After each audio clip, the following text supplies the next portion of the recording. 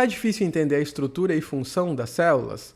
Quais são as organelas e o que cada uma delas faz exatamente? Se você está com essa dificuldade, então busque um café e fique até o final do vídeo comigo, porque hoje nós vamos fazer uma revisão de toda a função da célula e as principais organelas. Sou o professor Alan, aqui do Manual de Fisiologia Humana, e hoje a gente vai estudar as células e as organelas. Eu recomendo que você se inscreva no canal, ative as notificações, porque a gente sempre tem vídeo novo por aqui, e dá uma olhada nos vídeos que a gente já tem, as playlists que também são bem completas.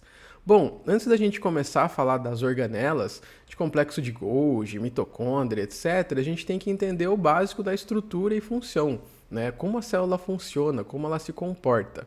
Então, para isso, a gente precisa entender, essa parte aqui. A célula, ela é delimitada. Então, a gente tem uma membrana que separa o que é a célula, o que tem na parte de dentro, do que tem na parte de fora. Então, a gente tem muito líquido no nosso corpo, muita água. Fora da célula, a gente tem um líquido extracelular. E dentro da célula, a gente tem o líquido intracelular, que é separado por essa membrana aqui. Essa membrana é que deixa algumas coisas entrar e outras não, deixa algumas coisas sair e outras não. Nessa outra figura, a gente começa a aumentar o detalhe. Então, olha aqui a membrana celular, que eu comentei com vocês, e aqui, a parte de dentro. Dentro da célula, a gente tem o citoplasma e o núcleo, né, basicamente. E aí a gente vai ver as coisas que tem no citoplasma e as coisas que tem no núcleo. Mas a nossa célula, ela é composta basicamente ali de 5 substâncias, né, que são bastante importantes aqui. A água, nesse citoplasma tem muita água, e isso vai depender um pouco de cada célula. Nós temos trilhões de células diferentes no nosso corpo, com mais de 200 tipos cada um. Então, o músculo, por exemplo, é diferente do pulmão, que é diferente do intestino, do fígado e etc. Mas todas as células elas têm basicamente a mesma estrutura, que é o que a gente vai estudar aqui hoje. Mas, por exemplo, eu falei da água, que a célula tem muita água. Se a gente pegar um adipócito, ele tem muito mais lipídio do que água. Então, eu vou mostrar a parte geral, mas lembrando que cada célula tem uma especificidade. Então, além da água, a gente tem os íons, que são muito importantes para o funcionamento da célula, as proteínas, que formam a estrutura, que são as enzimas também, que ajudam no funcionamento, os lipídios, que estão ali na membrana e também dissolvidos no citoplasma, e os carboidratos, que eles têm uma pequena quantidade aqui dentro, mas eles são bastante importantes aqui na membrana celular. Nessa outra figura, então, a gente faz um resuminho disso que eu falei e começa a aprofundar um pouco mais. Temos a célula, tá? Que é separada pela membrana celular da parte de fora. Então, tudo aqui fora é o líquido extracelular e dentro da membrana a gente tem citoplasma e núcleo, como eu mostrei para vocês. O citoplasma ele tem um monte de coisa que fica solta, presa aqui dentro. Tem o citosol, que é o líquido que fica aqui, as organelas, inclusões e as proteínas, que são todas coisas que a gente vai ver o que elas são, como elas contribuem, né, e o funcionamento de cada uma aqui dentro da célula. Quando a gente pega uma imagem de uma célula, a gente vê sempre essa membrana cheia de organela, cheio de coisinhas lá dentro, tá? Dentro da célula, essas organelas, elas funcionam como pequenos órgãos. Então, cada uma aqui vai ter uma estrutura e uma função. Lembrando que esse vídeo é um resumo do funcionamento das células e organelas. Para você se aprofundar, eu recomendo que você pegue o livro, leia o capítulo todo. Essa figura é do Guyton, para você fazer um resumo também, mas eu recomendo algum livro específico de biologia celular, como A Célula, por exemplo, que é muito bom. Então nós vamos passar por todas essas estruturas, começando pela parte de fora, pela membrana celular. A gente vê aqui uma foto ampliada da membrana. Ela é basicamente formada por essa bicamada lipídica aqui, tá? De fosfolipídio. Então, é isso daqui que vai barrar a entrada de um monte de coisa na célula. É isso aqui que forma a membrana mesmo. Mas na membrana a gente tem algumas outras coisas. Por exemplo, uma proteína integral, que atravessa a membrana de uma forma completa, e proteínas periféricas, que ficam ali grudadas em alguma parte dessa membrana, mas que não atravessam. Essa parte que atravessa ela é muito importante, como eu vou mostrar para vocês. Além dessa proteína integral que atravessa, a gente tem também os carboidratos. Os carboidratos, eles ficam geralmente aderidos a uma proteína, são chamados de glicoproteínas ou então de glicocálice. Eles têm uma função muito importante na comunicação da célula, porque como ele fica ali na parte externa da membrana, ele pode ser um local ali de ancoragem, de sinalização de alguns hormônios ou substâncias. Então, quando a gente libera algum hormônio, esse hormônio pode encontrar a célula que ele tem que ir por meio desse glicocálice.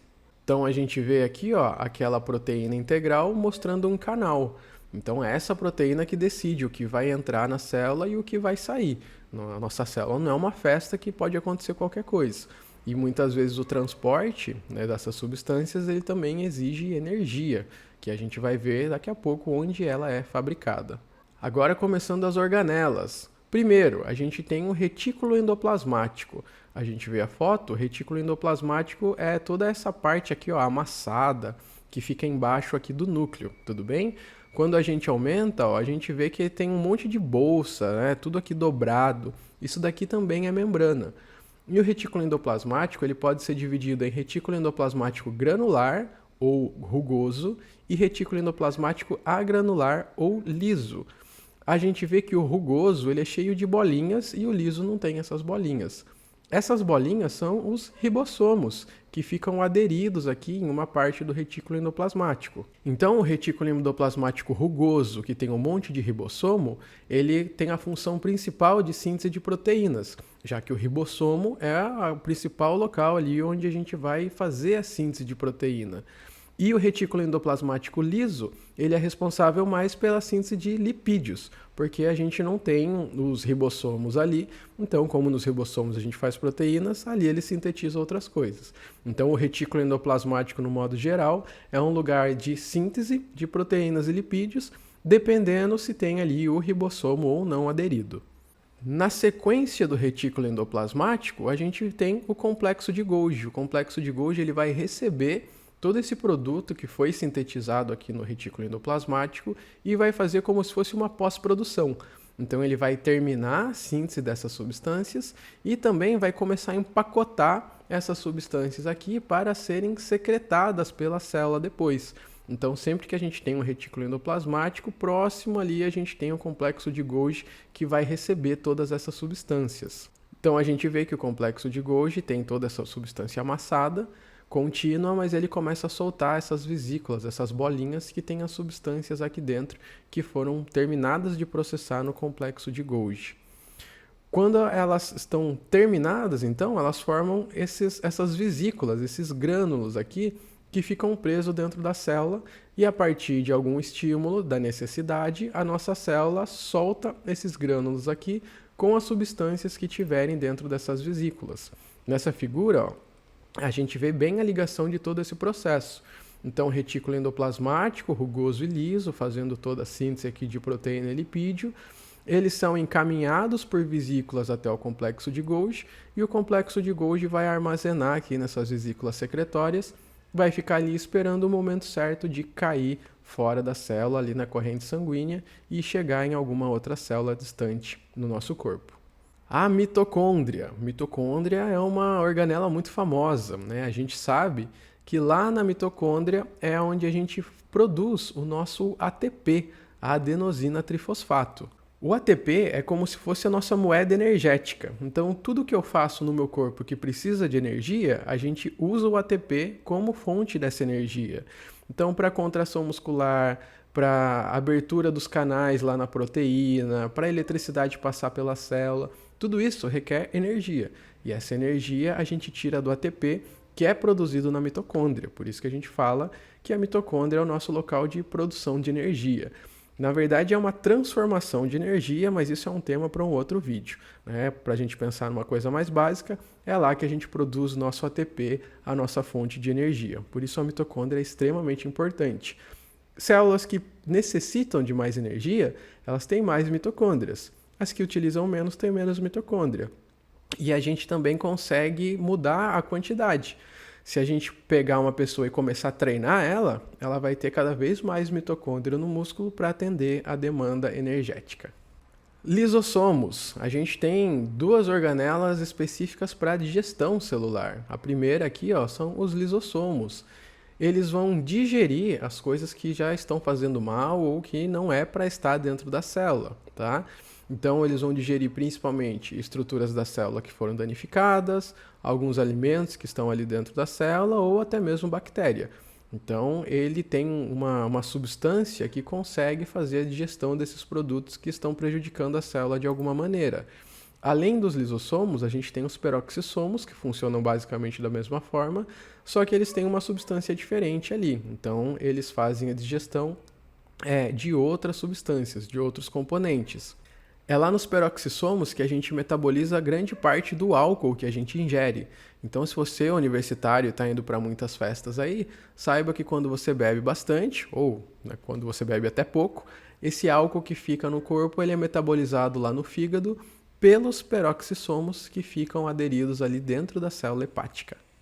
E o núcleo? O núcleo é o centro de controle da célula. Eu falei que a gente sintetiza proteína, sintetiza lipídio, manda para fora da célula. Quem decide tudo isso, quem define, é o núcleo, porque é aqui que a gente tem o nosso DNA, o nosso código genético. Então, todo o funcionamento da célula, o que ela sintetiza, o que ela faz, vai depender dessa parte aqui do núcleo, é ele que comanda, tá? O núcleo ele é separado do resto por uma camada aqui, uma membrana, tá? Só que ela tem vários poros para onde vai sair e entrar bastante coisa que também é controlado. Dentro do núcleo a gente tem uma parte mais densa, que é o nucleolo, que é uma parte que é mais condensada, é mais densa aqui de DNA, RNA e alguns materiais lá de ribossomos que a gente viu.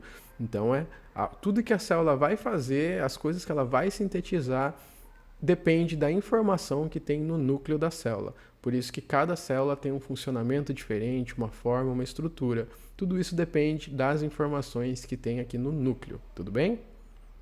Indo agora para a parte final, a parte de esqueleto da célula. A nossa célula ela não é como se fosse uma bexiga mole, vazia. Ela tem esqueleto igual a gente tem esqueleto. Então a gente tem várias proteínas aqui que formam esses esqueletos, que eles têm uma função tanto estrutural quanto também de movimento, como a gente vai ver. Aqui é o exemplo de um flagelo, que a gente já vai ver a função.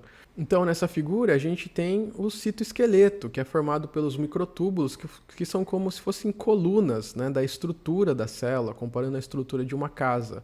Então são esses microfilamentos aqui, esses microtúbulos, que dão a forma da célula, que são o esqueleto.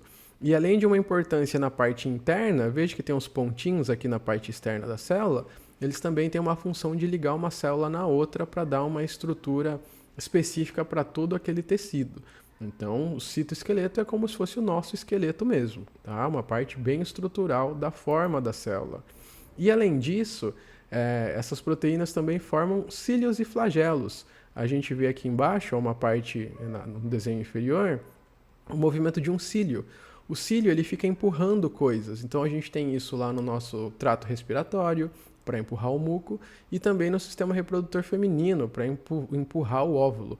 Então esses cílios eles ficam batendo ali, gerando movimentação. E o flagelo ele é mais relacionado ao movimento.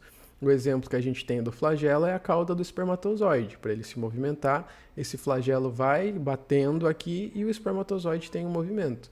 Então essa parte do citoesqueleto também, relacionada à movimentação além da estrutura.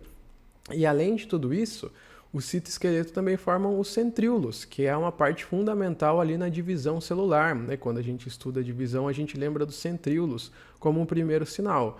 Então, nada mais justo de que, já que eles formam um citoesqueleto, começar a replicação ali fazendo um ajuste nesse citoesqueleto também. Então, a gente vê agora nessa figura que nós passamos por toda a estrutura da célula. Olha só, microfilamentos, que dão a parte estrutural, os retículos endoplasmáticos liso e rugoso, nessa parte de síntese, a mitocôndria, que vai gerar energia, a membrana nuclear, que separa o núcleo do citosol, microtúbulos, parte de sustentação, os grânulos de secreção, que vem aqui do complexo de Golgi, os centríolos, da parte da divisão celular, cromossomos e RNA, lá no meio da célula, no núcleo, que vão ditar o funcionamento, A membrana celular aqui, dividindo o que é dentro da célula e o fora da célula. Glicogênio, que é aquela parte que tem os carboidratos para gerar energia. E ribossomos e lisossomos aqui, que fazem a parte da digestão celular. Se você gostou do vídeo, se eu te ajudei a entender essa matéria, então deixa um like, compartilhe com seus amigos. Se não for inscrito, se inscreve agora, ative as notificações para ver os próximos vídeos, veja os que a gente já tem, temos muitos vídeos de vários sistemas e eu espero que você tenha aproveitado e tomado um café enquanto assistia essa aula. Te vejo no próximo vídeo, até mais!